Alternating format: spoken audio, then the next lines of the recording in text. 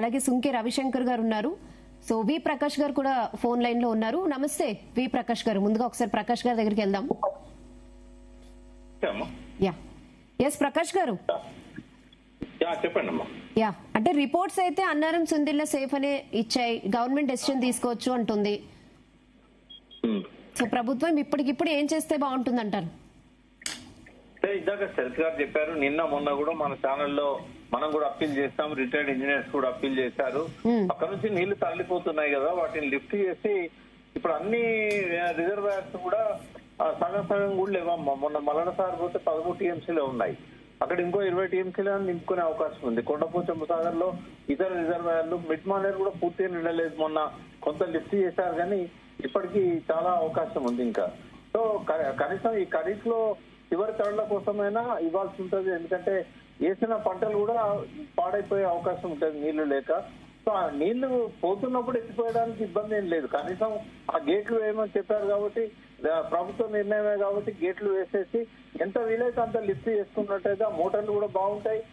చాలా కాలం నుంచి మోటార్లు ఆన్ చేయలేదు కాబట్టి మళ్ళీ వాటికి ఏమైనా డ్యామేజ్ అయినట్టయితే నెక్స్ట్ ఇయర్ ఈ రబీకి కానీ నెక్స్ట్ ఇయర్ ఖరీఫ్ కూడా అక్కర్రాని పరిస్థితి. ఇది రైట్ టైం అమ్మా. ఇప్పుడు ఏంటంటే ఫ్లో ఉంటుంది మనకు, అప్ టు మార్చి దాకా కూడా ఎంతో కొంత వాటర్ పోతా ఉంటది. సో వచ్చిన ఫ్లో వచ్చినట్టుగా మనం ఎత్తుకోవడానికి మనకు అన్ని రకాల అవకాశాలనే హక్కులు ఉన్నాయి.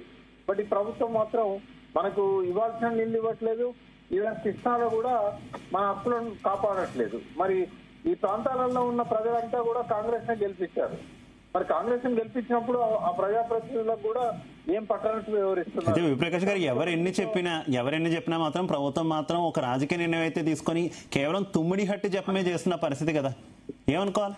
అదే తీసుకోవాలి. ఇప్పుడు తుమ్మిడి హట్టి సపరేట్ ఇష్యూ అండి, దాన్ని ఇప్పుడు డిస్కస్ చేయాల్సిన అవసరం లేదు. చట్టం ఎవరు వద్దనట్లేదు, వాళ్ళ ప్రణాళికలను అమలు చేస్తామంటే ఏ ఒక్కరు కూడా అడ్డుపడరు.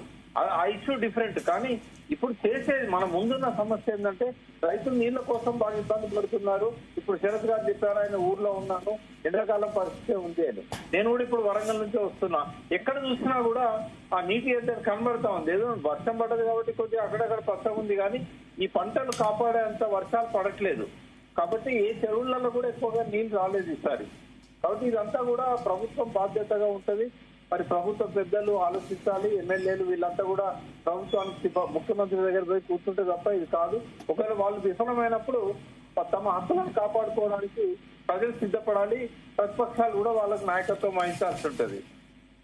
ప్రభుత్వం ఏ డెసిషన్ ఎందుకు తీసుకోవట్లేదు? కేవలం రాజకీయ నిర్ణయానికి కట్టుబడిపోయి ఉండిపోయింది అనుకోవాలా? అంటే ఒకవేళ నీళ్లు కనుక మళ్ళీ వదిలి నీళ్లు ఎత్తిపోస్తే కనుక రాజకీయంగా పతనం అవుతామని ఏమైనా భయపడుతుంది అనుకోవాలా కాంగ్రెస్ సర్కార్?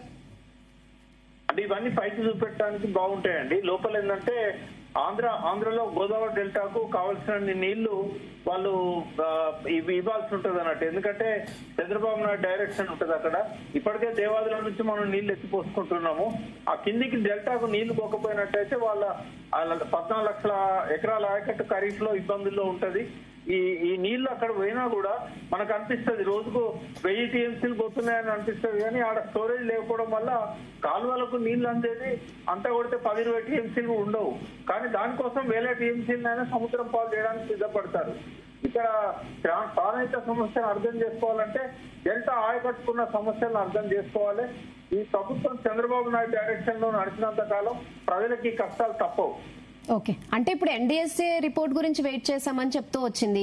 ఇప్పుడు క్లియర్ గా ఎన్డీఎస్ఏ కూడా డెసిషన్ గవర్నమెంట్ కే ఇచ్చేసింది, అయినా కూడా ఏ డెసిషన్ తీసుకోవట్లేదు. ఇప్పటికీ నిన్న మనకు డిబేట్ లో మాట్లాడారు కాంగ్రెస్ వాళ్ళు, కేంద్ర జల విద్యుత్ శాఖ మంత్రితో మేము డిస్కషన్ లో ఉన్నాము, వాళ్ళతో చర్చలు జరుపుతున్నాము అని చెప్పి.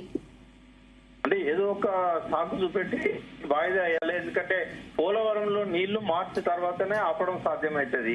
డెల్టా పంటల కోసం ఇప్పుడు మనల్ని బలి చేస్తున్నారు.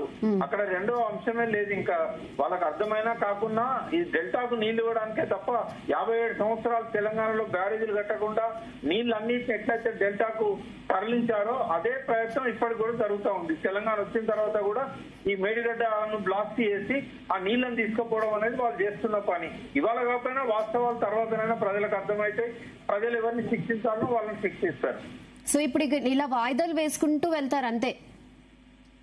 అంటే రాజకీయాలు చేస్తూ ఉంటారు. ఇప్పుడు మన కాలర్స్ తో కూడా మాట్లాడారు, మీరు కూడా ఉన్నారు. యా ఏం చేస్తారు అంటే పోలవరం నిండాల పోలవరంలో ఇప్పుడు స్టోరేజ్ లేదు కాబట్టి మార్చిలో స్టోరేజ్ అవుతుంది. అప్పటిదాకా మనకి కష్టాలు తప్పవు.